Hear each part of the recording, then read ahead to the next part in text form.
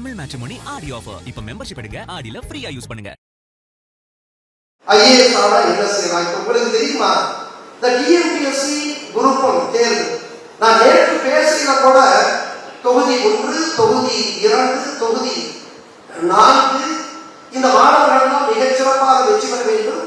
அதே போல UPSC civil service எக்ஸாமினேஷனுக்கு மாணவர்கள் வெற்றி பெற வேண்டும் என்று நான் இங்கே பேசுகிறேன். அதுக்கு முன்னாடி பேசினவரே என்ன சொல்றாரு, இப்ப சகாயம் சாரு இந்த தொகுதி திருச்சி கிழக்கு தொகுதியில் நிற்க போறாரு சந்தேகம் இருக்கு அப்படின்னு.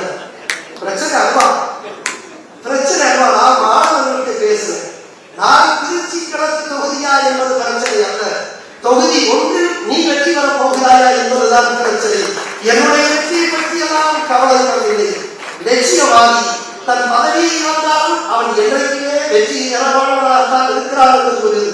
எனவே இந்த தொகுதியா அந்த தொகுதியா என்பதை பற்றி எல்லாம் கவலைப்பட வேண்டாம். அன்பிற்குரியவர்களே, இந்த டிஎன்பிஎஸ்சி தேர்விலே தமிழுக்கு முக்கியத்துவம் கொடுக்கிறார்.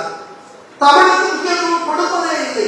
நம் மம்மி டாடி கலாச்சாரத்திலிருந்து நாம் வைக்கின்ற பெயர்களிலிருந்து நம்முடைய பேச்சுக்களிலே எவ்வளவு ஆங்கிலத்தை கலந்திருக்கிறோம் என்பதை பார்த்தால் என் தமிழ் எந்த அளவுக்கு புறக்கணிக்கப்படுகிறது என்பதை நான் அறிவேன். நான் மதுரை மாவட்டத்தினுடைய கலைஞராக இருந்தேன். அப்பொழுது முதல் முறையாக நிறைய பள்ளிகளில் முதல் என்று சொல்லிக்கொண்டே போகலாம்.